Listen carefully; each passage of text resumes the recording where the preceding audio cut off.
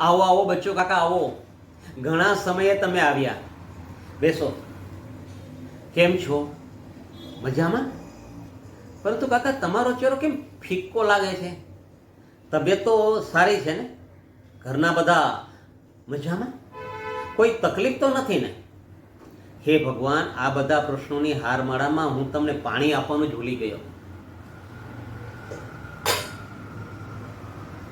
લો કાકા. પરંતુ કાકા આજે તો સોમવાર છે, તો તમે ઓફિસે નહીં ગયા કે પછી તમે નોકરી છોડી દીધી? એક મિનિટ કાકા. કાકા અજયનો જ ફોન છે, એની સાથે વાત કરી લો. હા અજય બોલ ભઈલા. મજામાં? બધું બરાબર? શું બરાબર નથી? શું થયું વળી? હા હા શું કહે છે તું? પપ્પાને અચાનક નોકરીમાંથી કાઢી મૂક્યા, અને એ પણ કોઈ જાતની નિવૃત્તિનો લાભ આપ્યા વગર? હે ભગવાન, આ તો ખરેખર દાદાગીરી કહેવાય. મન ફાવે ત્યારે માણસોને નોકરીમાં રાખવાના, મન ફાવે ત્યારે માણસોને નોકરીમાંથી ફેંકી દેવાના. માણસની ઉંમર, માણસનો અનુભવ, એની કોઈ કિંમત જ નહીં. આવી મનમાની? અજય, આ લોકો ફક્ત મનમાની જ નથી કરતા, આ લોકો જૂઠું પણ બોલે છે. હજુ ગઈકાલે મેં ન્યૂઝપેપરમાં આ કંપનીની જાહેરાત વાંચેલી. એમાં એ લોકો બળાશ મારે છે કે અમે તો રાષ્ટ્રની પ્રગતિમાં સાથ આપી રહ્યા છે, અમે પર્યાવરણનું રક્ષણ કરી રહ્યા છે. અને એથી આગળ એ લોકો મીઠા શબ્દો લખે છે કે અમે માનવતાના શિખરને આંબી રહ્યા છે. મને એ જ નથી સમજાતું કે 30 વર્ષ જૂના કર્મચારીની નોકરીને પાણીચું આપી આ લોકો કઈ માનવતાની વાત કરે છે? માનવતાની વાત ઉપરથી મને યાદ આવે છે અજય, મારા પપ્પા દર દિવાળી અને વાર તહેવારે અમને ચાંદીની થાળીમાં જમવાનું આપતા. મારું જમવાનું પૂરું થાય પછી મમ્મી એ થાળીને સાફ કરી કબાટમાં રાખી દેતા, જેથી કરીને ફરી એનો ઉપયોગ થઈ શકે. બસ આવી જ રીતે ઘણી કંપનીના પ્રમાણિક માલિકો પોતાના કર્મચારીઓને ચાંદીના વાસણની જેમ જીવનભર સાચવે છે, વારે તહેવારે મદદ કરતા રહે છે. આને કહેવાય માનવતા.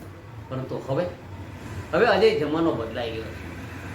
હવે લોકો જમવા માટે પેલી ડિસ્પોઝેબલ ડીશનો ઉપયોગ કરતા થઈ ગયા છે.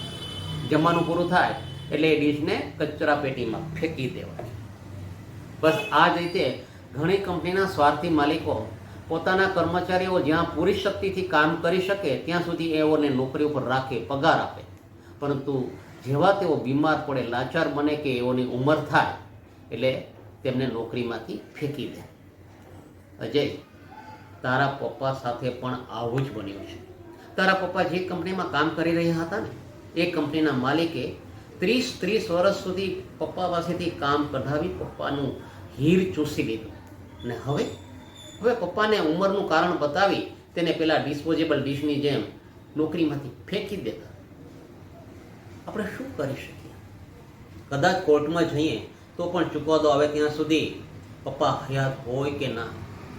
અજય માફ કરજે, મારા આ શબ્દો વાપરવા ન જોઈએ, પરંતુ આપણે વાસ્તવિકતાનો સ્વીકાર કરવો તો રહ્યો ને. અજય, આપણે ખરેખર લાચાર છે. એમાંય તારી આ લખવાની બીમારી, આ બધું સાંભળી વિચારીને જોઈને મારા મનમાં એક ડર બેસી રહ્યો છે. અને એમાં આ તારા પપ્પાનો ગમગીન ચહેરો જોઈને મારું હૃદય કંપન કરી રહ્યું છે, મારો શ્વાસ રૂંધાઈ રહ્યો છે. અજય, હું તને પછી મળું છું.